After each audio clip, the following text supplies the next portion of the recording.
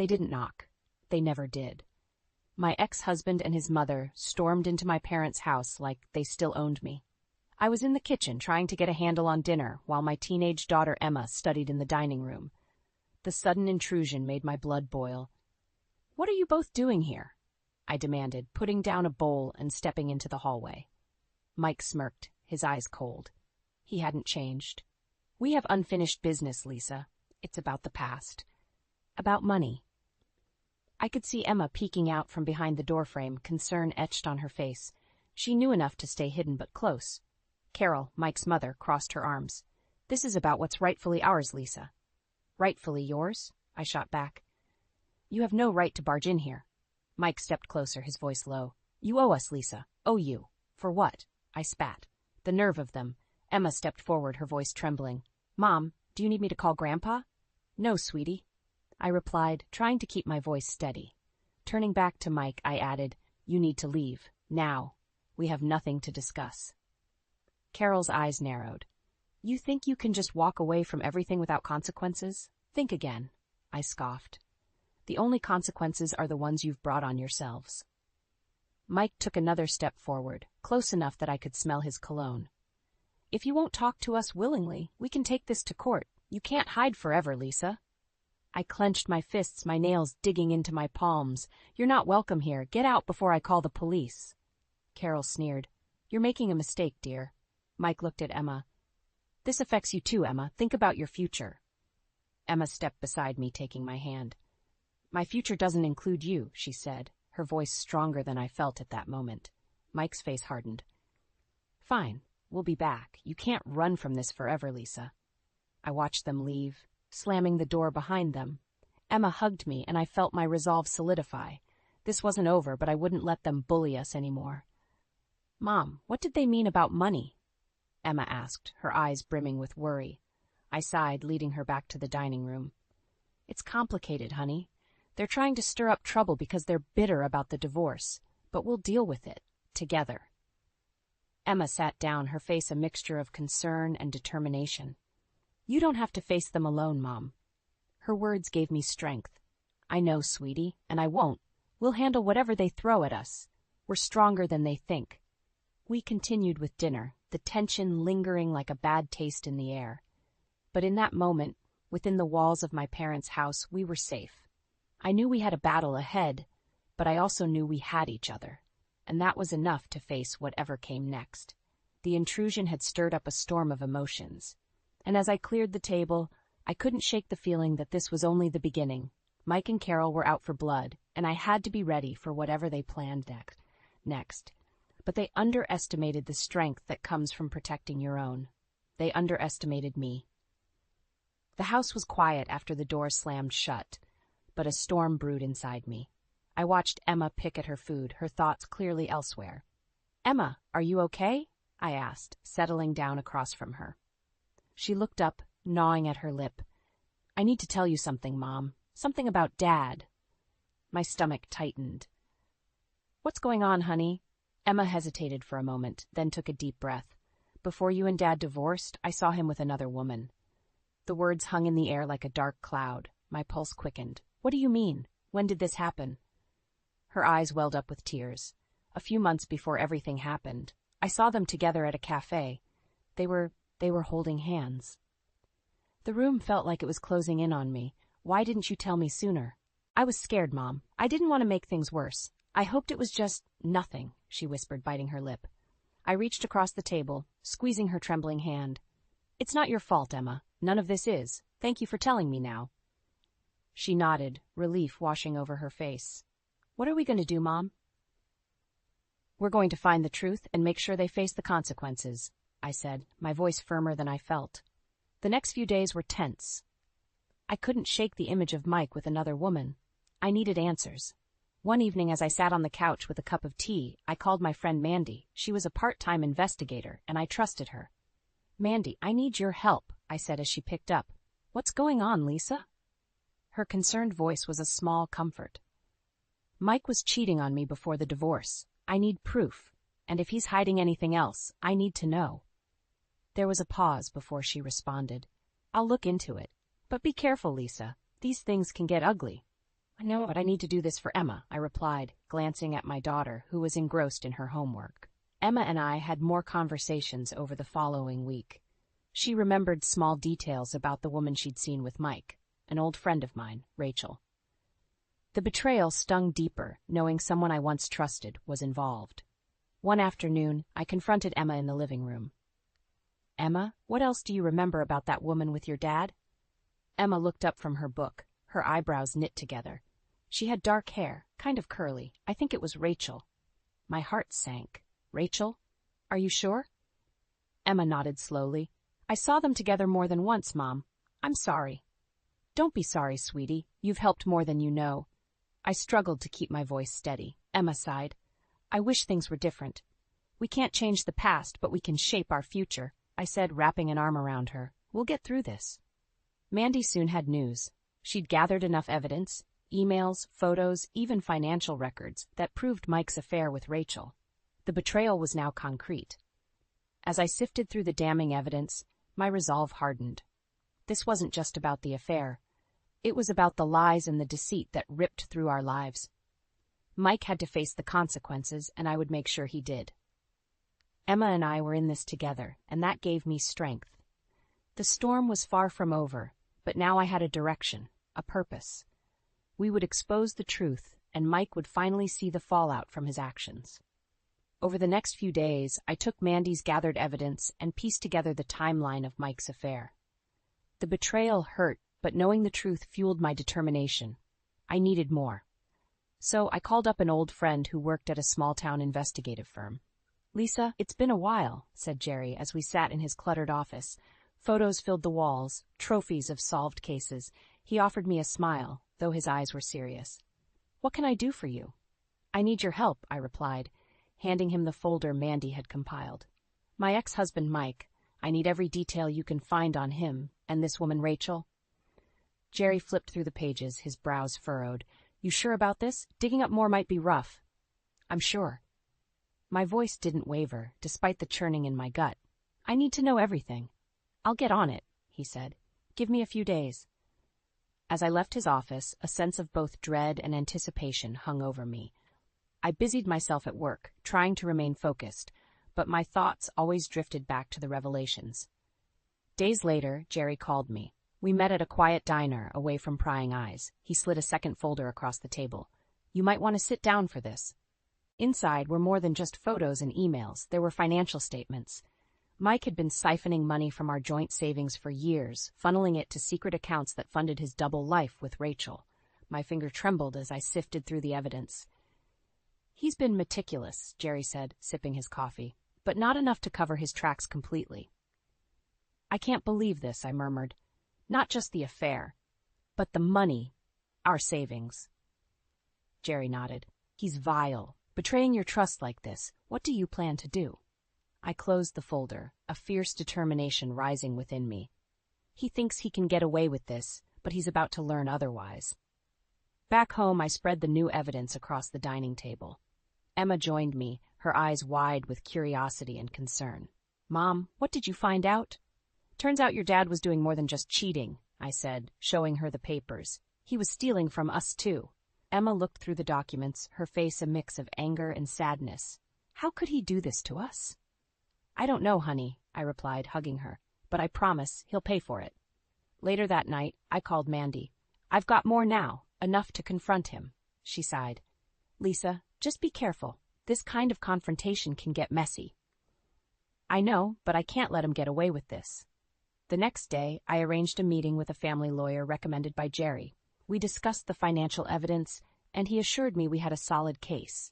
He'll have no choice but to face the consequences, the lawyer said, his voice firm. You've got him cornered. Despite knowing this, a knot of anxiety remained tight in my chest. With the evidence gathered, I now prepared myself for the next step, confronting Mike and Rachel face to face. It was time to reveal what I knew and watch their deceit unravel around them.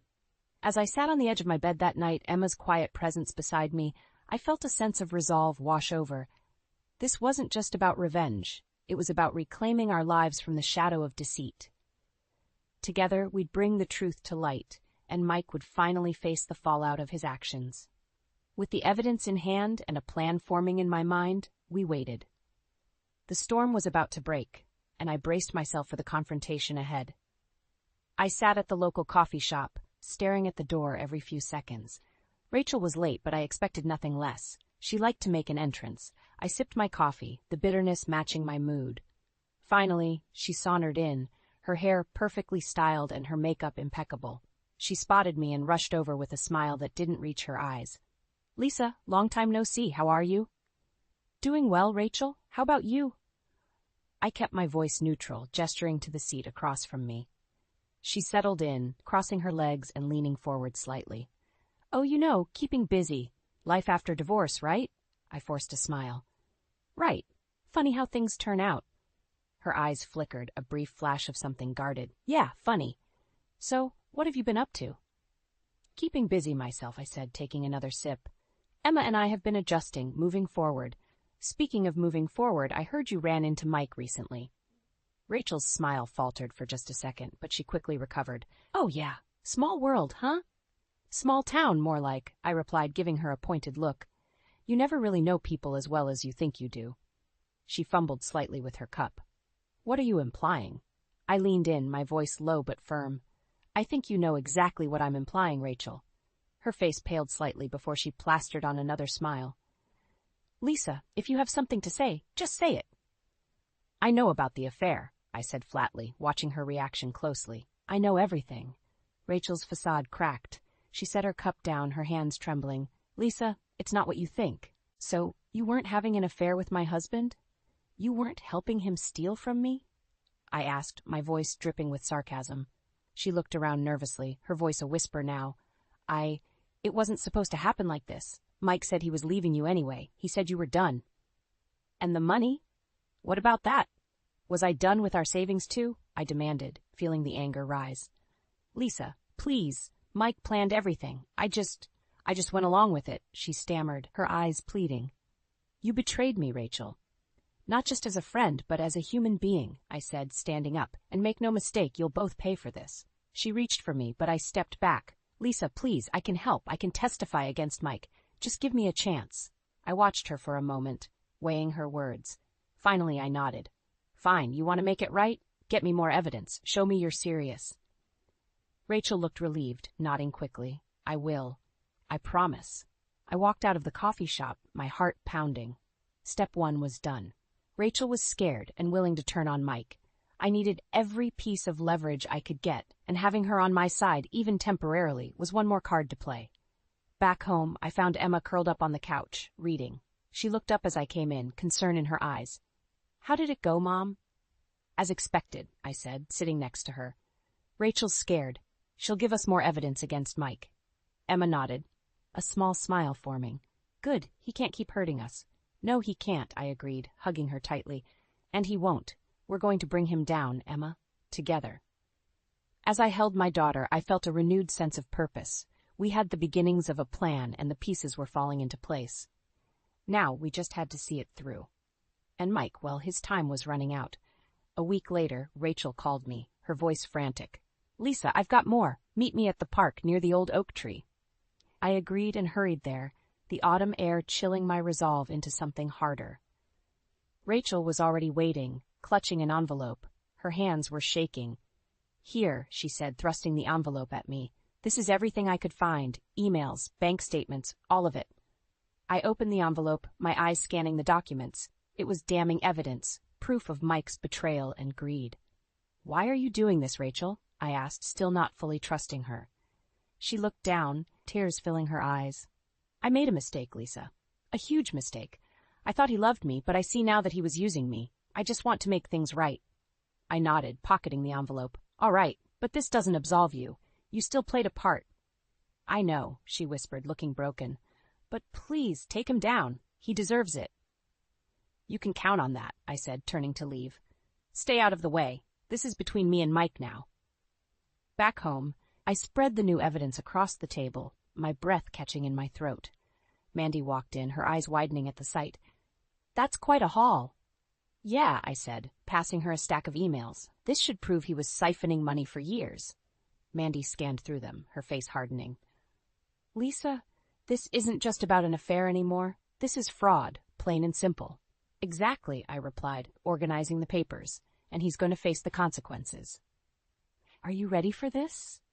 Mandy's voice was cautious but supportive. I nodded. More than ever.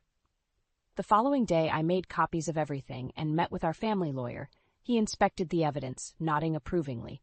You've got a solid case, Lisa. Mike won't be able to squirm out of this. Good, I said, leaning back in my chair, because I want him to face every bit of it. Our plan was simple but effective. Use the evidence to confront Mike and Rachel publicly, ensuring they couldn't deny or hide from their actions. Later, as I sat in my office at work, my phone buzzed with a text. It was from Emma. Mom, what's the next step? I replied quickly, we confront them at the community fundraiser this weekend. Be ready.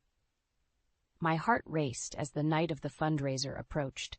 Emma and I walked through the crowded event, my mind focused on the plan. Mike and Rachel were there, chatting with guests, oblivious to the storm heading their way.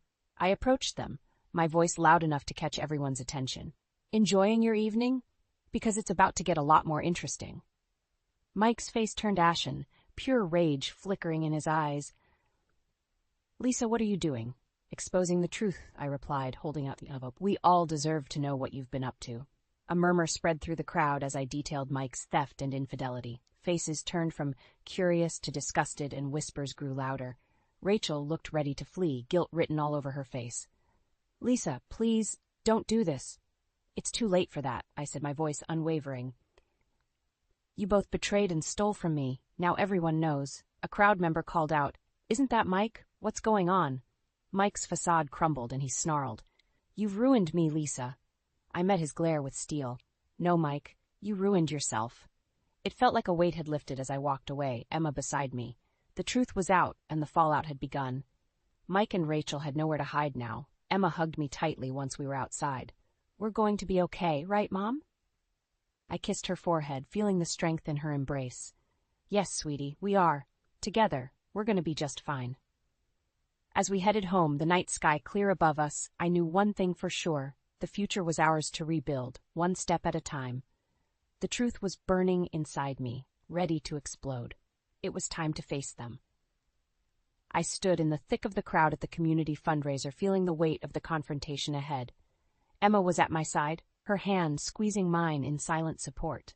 I caught sight of Mike, flanked by a few colleagues, his charm on full display. Rachel hovered nearby, eyeing me with a mix of fear and defiance. It was now or never. I cleared my throat and stepped forward, raising my voice enough for everyone to hear. Ladies and gentlemen, I apologize for the interruption, but I have something important to share. Heads turned in my direction, and the room fell silent. Mike's eyes narrowed, his smile faltering. Lisa, what are you doing?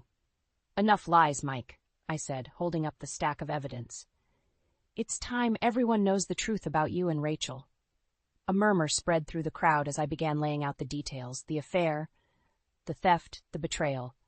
Faces turned from curious to shocked to disgusted. Rachel looked like a deer in headlights, frozen as I revealed their sordid secrets one by one. Mike's been siphoning money from our joint account for years. I said, my voice unwavering. He's been using it to fund his affair with Rachel. Enjoying your evening because it's about to get a lot more interesting, I added, turning to face the two of them fully. The anger in Mike's eyes was unmistakable. Lisa, shut up! But I was far from finished.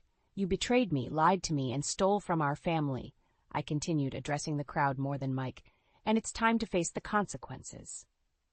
A ripple of gasps and whispers swept through the room. Someone in the crowd shouted, Isn't that Mike? What's going on? Mike lunged forward, trying to snatch the papers from my hands. You've ruined me, Lisa. I stepped back, holding the evidence high. No, Mike, you ruined yourself. Rachel finally found her voice, her tone desperate. I tried to stop him, Lisa. You have to believe me. Believe you? I laughed bitterly. You're just as guilty. You knew exactly what you were doing. The air was thick with tension as the fundraiser organizers pulled me aside, trying to defuse the situation. But the damage was done. The truth was out, and there was no taking it back. As Mike and Rachel stood there, exposed and humiliated, the crowd began to turn against them. Colleagues avoided their gaze, friends whispered behind cupped hands, and some even walked away in disgust. My lawyer, who had been conveniently present, stepped forward, taking the stack of evidence from me. "We'll be in touch, Mike. I suggest you prepare yourself."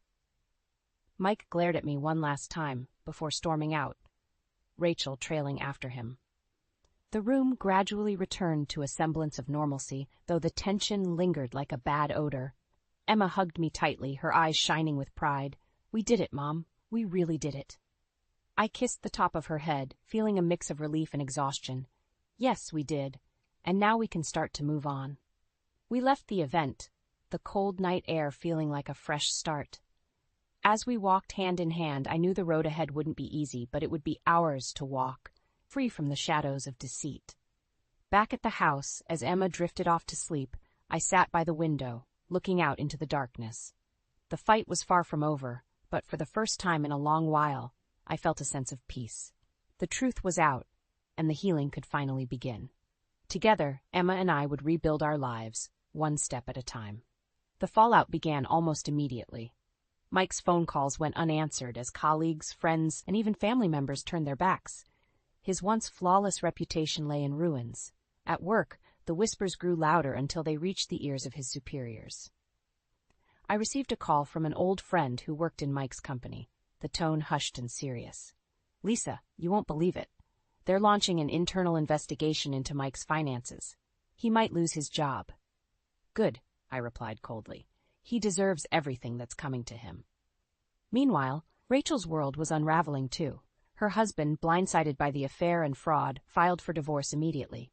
She showed up at my doorstep one evening, eyes red and swollen. She clutched a piece of paper in her hand. "Lisa, please," she pleaded, her voice breaking. "I need to talk to you." I crossed my arms, leaning against the doorframe. "What do you want, Rachel?" She took a deep breath, shoving the paper toward me. "It's the divorce papers. I don't know what to do." "That's not my problem, Rachel. You made your bed," I said firmly, my sympathy buried under layers of betrayal. "Please, I didn't know it would end like this," she cried, her tears falling freely. "I lost everything." "You didn't think about that when you were stealing from me, did you?" I snapped. "You should leave." "My life is falling apart, Lisa," she screamed, desperation etched on her face. "I'm losing everything." "And you think I should care? You brought this on yourself," I replied, shutting the door on her pleading eyes. The next few days brought more chaos for Mike. He was suspended pending the investigation, and the bank froze his accounts. Every time he tried to reach out to me, I ignored his calls. Emma and I were determined to move forward. "Mom, you look tired. Are you okay?" Emma asked one evening as we sat on the couch, the TV playing softly in the background. "I'm fine, sweetie," I said, squeezing her hand. "Just thinking about how everything is changing." Emma's face grew serious. "Do we have to see Dad again?" I shook my head. "Not if we don't want to. We have the power to decide what's best for us." She nodded, her expression softer. "Good. I don't want to see him." "I understand," I replied, pulling her into a hug. "We're going to be all right, Emma." The next afternoon, as I was organizing the documents to finalize the legal battles, Mike showed up at my office. He looked disheveled and desperate. "Lisa, we need to talk," he said, barging in past my protests. "What do you want, Mike?" I said, my patience wearing thin. "You've ruined me, Lisa." "Everything's falling apart," he hissed, eyes filled with a mixture of anger and fear. "No, Mike, you ruined yourself," I shot back. "You lied, cheated, and stole. Did you expect no consequences?" He sank into a chair, burying his face in his hands. "I lost my job. The investigation's tearing me apart. Please, help me fix this." I stared at him, incredulous. "Help you? You're unbelievable. After everything you've done, you expect me to help you?" "Please, Lisa." "For Emma's sake," he begged, looking up with red-rimmed eyes. "Don't bring her into this. She's suffered enough because of you," I said coldly. "Get out of my office, Mike. Face your consequences as like an adult." His shoulders sagged as he walked out, the reality of his actions weighing him down. I watched him leave, my heart steady, knowing I had made the right choice. As the days turned into weeks, the repercussions of Mike's actions unraveled further. Rachel moved out of town, trying to escape the scandal. Mike's life continued to crumble, each new day stripping away a piece of his former self. Through it all, Emma and I found our footing in our new normal, taking it day by day. We weren't just surviving, we were starting to thrive. and that was the best revenge of all. The sun shone brightly as Emma and I unpacked the last of the boxes in our new home. It was a modest house in a quieter part of town, but it felt like a fresh start. "Mom, where should I put these books?" Emma asked, holding up a stack. "Let's set up a small bookshelf in the living room," I suggested, smiling at her enthusiasm. We worked together, arranging our things with care. Each item found its place, and with each box emptied, the house started to feel more like home. In the early evening, as we relaxed on the couch, Emma turned to me. "Do you think Dad will ever get his life together?" I sighed, thinking of the wreckage Mike had made of his own life. "I don't know, Emma. That's up to him now. But we don't have to worry about that anymore." She nodded, her face serene. "I'm glad we're here, Mom. It feels right." "Me too, sweetie," I said, hugging her close. "We're starting a new chapter." To celebrate our new beginning, we decided to have a small dinner party. I invited Mandy and a few close friends. They came with warm smiles and housewarming gifts, their presence filling the house with laughter and joy. Mandy pulled me aside later in the evening, her eyes twinkling. "You've come a long way, Lisa. I'm proud of you." "Thanks, Mandy," I said, feeling a sense of peace wash over me. "I couldn't have done it without you." As the night wound down and our guests left, Emma and I sat on the porch, gazing at the stars. She leaned her head on my shoulder. "We're going to be okay, right, Mom?" "Yes, we are, sweetie," together I assured her, kissing her forehead. The days turned into weeks, and we settled into our new routine. Emma thrived in her new school, with Swaf making friends and engaging in activities she enjoyed. I found solace in my work and the rhythm of our new life. One afternoon, I received a letter from Mike. He had lost everything, his job, his home, and most of his friends. But the tone of the letter was different. It wasn't angry or blaming. It was reflective, almost remorseful. "Lisa, I know I have no right to ask for forgiveness. I just wanted you to know that I realize the depth of my mistakes. I'm sorry for the pain I caused you and Emma. I hope you both find the happiness you deserve."